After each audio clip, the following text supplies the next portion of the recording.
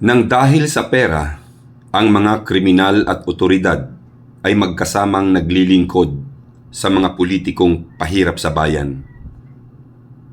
Isang tula para rito. Parang pangag.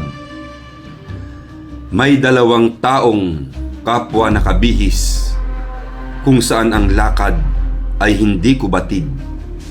Sila ay parehong may baril na sukbit.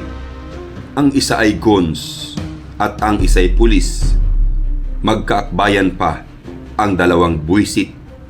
Sinundan ko sila ng teleskopyo ko. Sa aking nakitay, nasira ang ulo. Iisa lang pala ang kanilang amo, tiwaling opisyal ng ating gobyerno. Sa umagay santo, sa gabi impakto.